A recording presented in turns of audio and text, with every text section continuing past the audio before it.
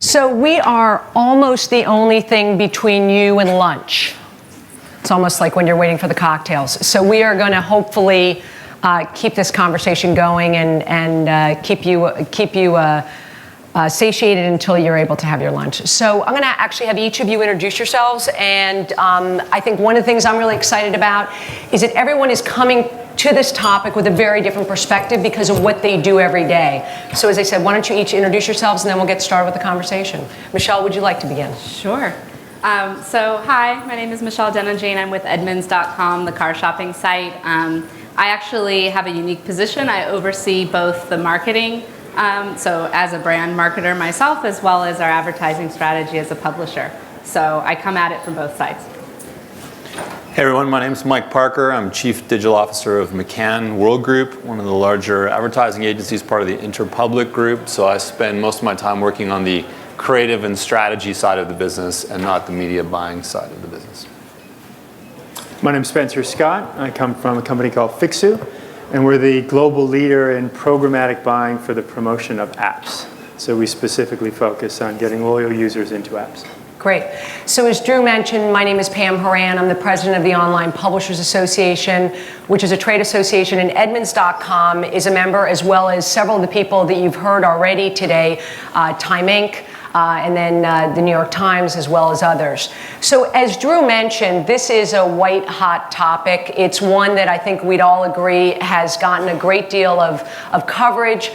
And the reason why I think this is the case is because marketers really value the connections that consumers make with content, the content that they love.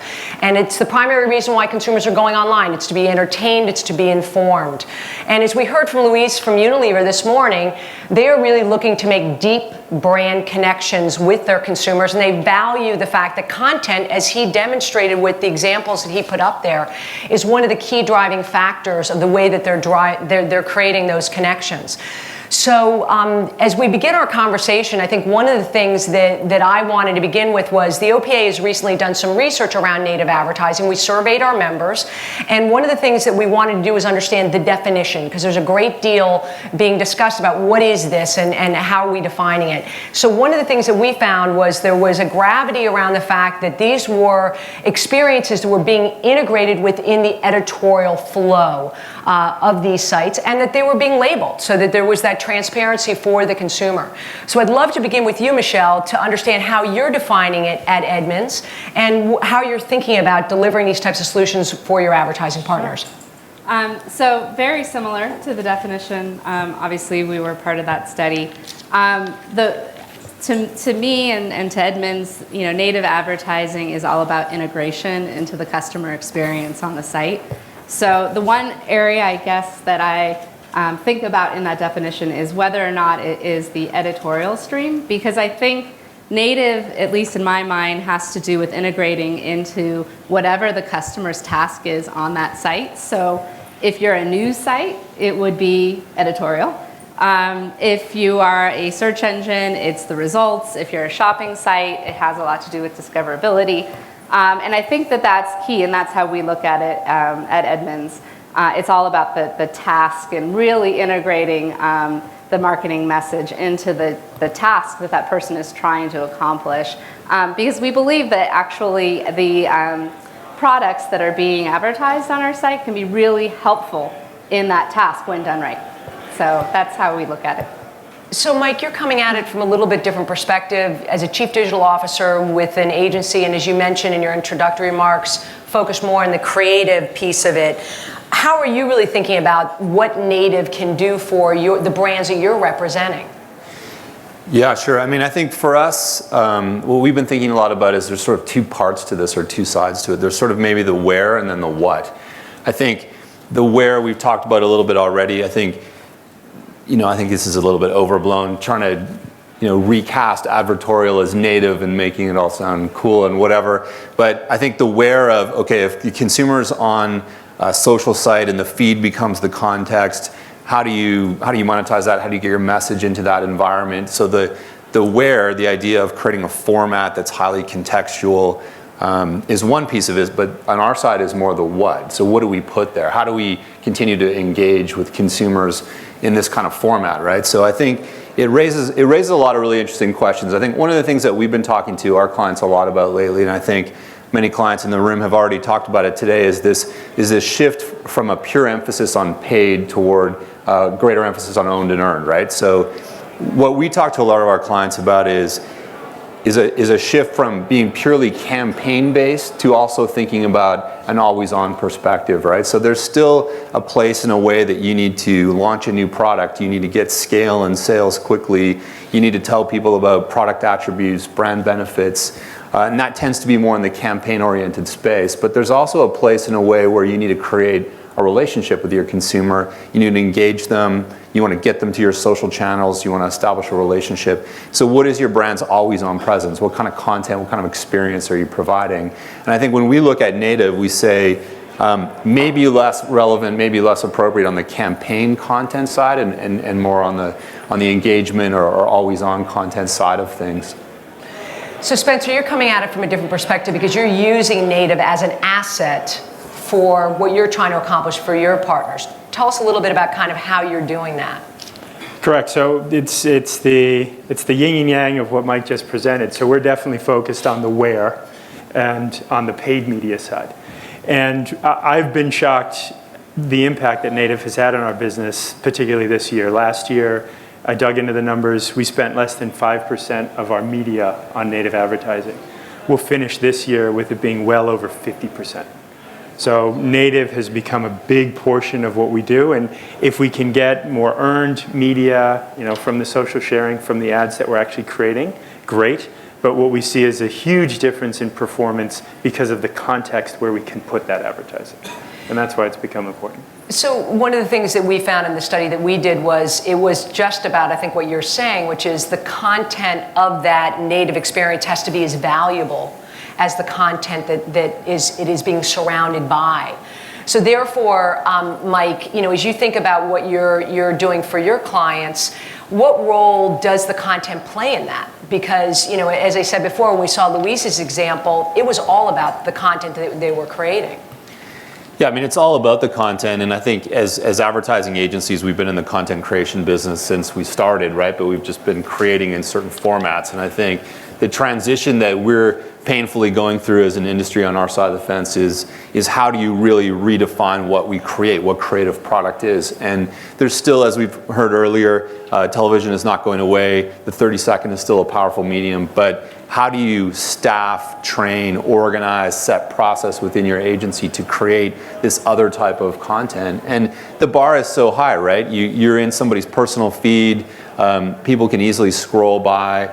So it's a meritocracy. You've got to create content that's magnetic, that people are going to want to engage with, and not content that they have to watch while they're sitting there in between shows or whatever. So I think it's caused a lot of cultural disruption, in the agency world, and we're really trying to shift the type of people and the process that we create, because a lot of this, as we know, a lot of the content that we create to meet native needs has got to be highly contextual. So how do you scale that? How do you create that in a cost-effective and agile way? And again, that's outside of what a classic creative department is set up to do. So, we've been experimenting in different agencies where we've created always-on teams or more real-time marketing teams or different types of content teams.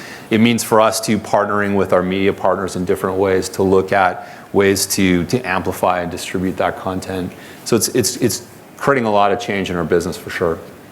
So Michelle, we hear about the culture clash, which also certainly is happening on the publisher side in terms of how you're thinking about balancing the editorial and this what is considered an advertising product. How are you structured at Edmunds in order to actually deliver these types of programs? Is it a separate group within marketing? Is it happening in editorial? How are these programs being designed? So it's interesting, I know, and you mentioned, native is this buzzword, but it's been around for a while.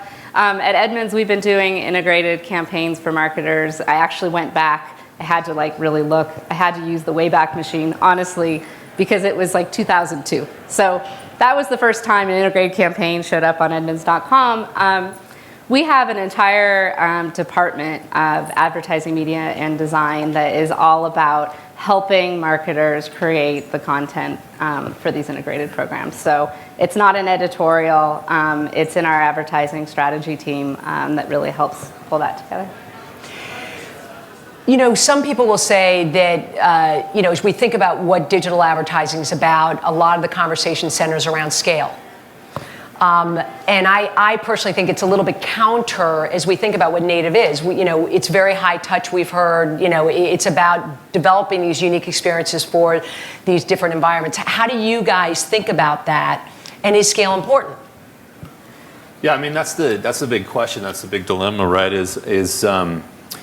We're used to doing stuff at big scale. A lot of our big clients need stuff at scale to make the impact on their business that they need, right? But if you got to bring context in, if you've got to bring content that is so engaging and magnetic, how do you create that at scale?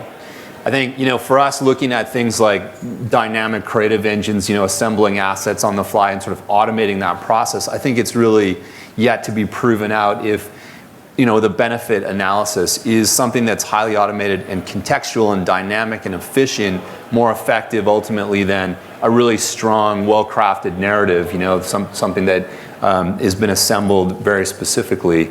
I don't think we know yet. I think that, you know, one of the concerns that I have that we talk a lot about with our clients is I think there's so much content that's being created that has squat all to do with the brand that's creating it, right? So you go onto a lot of sites and you see a brand sponsored a bunch of funny cat videos because they have a piece of research that says consumers like cat videos, or the publishers told them, hey, our audience really likes cat videos. So it's like, hey, here's 10 great cat videos sponsored by X. And it's what one of our clients, Coke, calls beautiful noise. You know, there's a lot of interesting, fun, great content being created that's got nothing to do with being accretive back to the brand or driving brand objectives. So the balance for us too is making sure that what we create is magnetic, but actually is beneficial to the brand and not just a waste of money. Sure. Yeah, and not all native advertising can scale. So even on Facebook, you know, two ad units that we'll leverage is the sponsored stories and the app install unit. You know, the app install unit looks much more like something, a picture showing up in your feed. And of course, the sponsored story is much more text related. It was easy for us to scale the app install unit because we could programmatically create thousands of them and get the efficiency of cost. And we've run for a loyal user, we'll run the app install unit at less than $1 per loyal user, and the sponsored stories at more than $20 per user. So when we have that ability to scale the unit itself, then we can reach millions of consumers very effectively. So similarly, you know, there's some that also say, should we have standard metrics that we're then measuring these programs against? Because again, we talk about the fact that that's a critical component to dollar shifting and being able to respond to brand marketers that need to be able to measure the impact of what they're doing. How are you thinking about measurement, you know, and what are the key metrics that you're applying to the way that you're delivering these programs? So if I could start with you, Michelle. Sure. It's an interesting question because I think it really just comes down to measuring your business objectives, right? So regardless of the format, it has to come down to that. And a lot of the proxying of how we get there is a bit of a vanity. But from our perspective, what we're doing in the integration space is we are helping marketers measure the consideration of their products. So we use our site data in order to do that. Both consideration and intent. And we even have some progressive partners who are marrying our data with their own to really understand their business model. But I really think you have to look at, you know, the sales and the objectives that you have overall. And to your point, you know, it's putting all the cats, you know, and then putting your brand on that really effective. Is that really going to drive, you know, the end goals? So Spencer, I assume for you all, the metrics are everything. So how are you thinking about it? They are, and one of the interesting things that we've found is that getting that small moment in time to educate the consumer before they take that action has had a much bigger effect on our advertisers than any of the metrics that we can measure around the ad itself. So if click-through rate remains the same, if engagement remains the same on the ad, what we've seen clearly is that that end user, once they engage and for us download the app, are much more valuable. So this ability to, again, educate through native advertising or take that moment in time has led to a much better consumer experience. So we're now leveraging it in that way where we try and bring in a more valuable consumer as opposed to just looking at how the consumer interacts with the app. So obviously you're all about mobile. I think that one of the things that as we think about the landscape, a lot of discussion is around the monetization of the mobile platform, and does native provide a new opportunity for us to deliver something different through this in order to monetize? What are you finding at Edmunds? Is this something that you're really able to translate that for your marketers? Yeah. You know, what's been interesting is, just as a publisher, we've struggled with mobile. You know, you've got a lot of space on your desktop and this itty bitty space on your mobile device. So how do you monetize at the same rate that you would on the desktop? But what native has done is it's actually allowed us to integrate a lot of opportunities into the experience, and we've actually found that it performs better, actually, a lot better in mobile than it even does on the desktop. So it's working. You know, that integration of those units within the mobile experience is working. We're seeing things like, you know, 4 times the click-through rate. I know that isn't really a metric that I like to count, but you know, the consideration of our marketers' products is, you know, 100 to 200%. So we're seeing big gains and big lifts as we integrate native into the mobile device.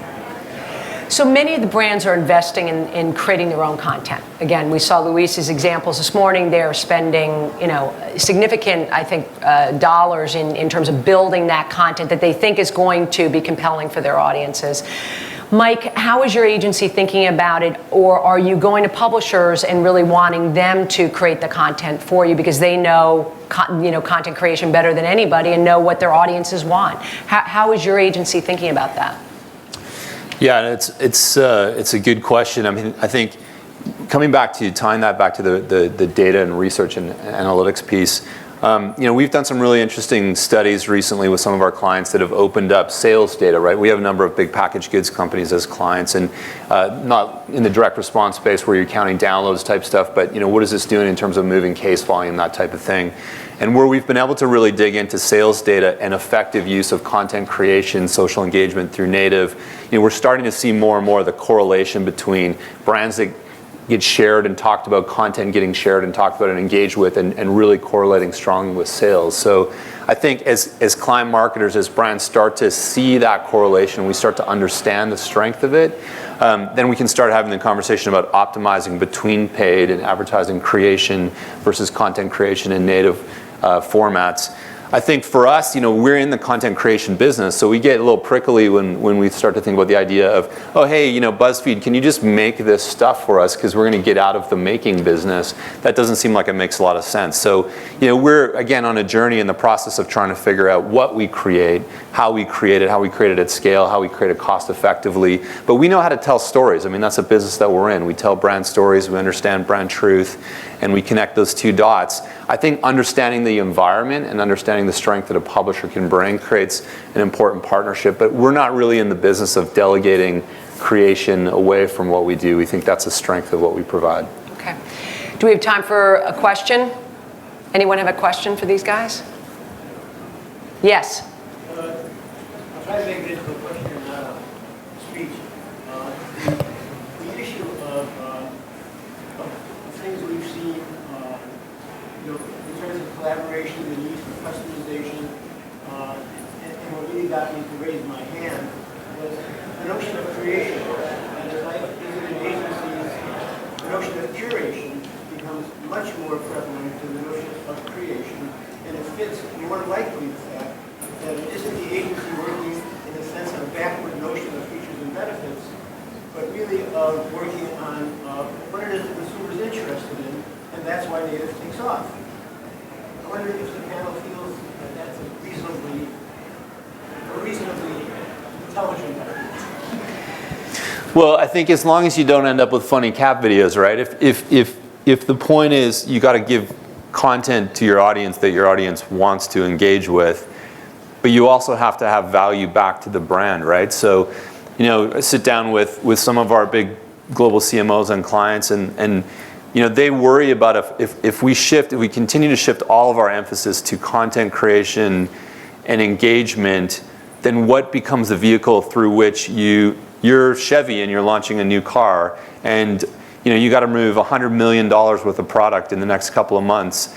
Silly cat videos aren't going to roll $100 million worth of sheet metal off the lot, right? So where's the place where you tell the story about what's great about this new car, and where's the place that you engage people through content that they want to engage with? And can you find a sweet spot of those two things, right? But that's the magic. That's the tough part. Yeah, that's what I was going to say. I think it's about balance. You can't look at just one without the other. So you have to look at the context. You have to look at the tasks that the customers visiting the site are trying to accomplish and fit the brand message in. Because I've seen it the other way, where the brand message that is trying to be implemented has nothing to do with the context and the task at hand for the customers visiting the site. So I think it's a marriage of the two. All right. Thank you so much.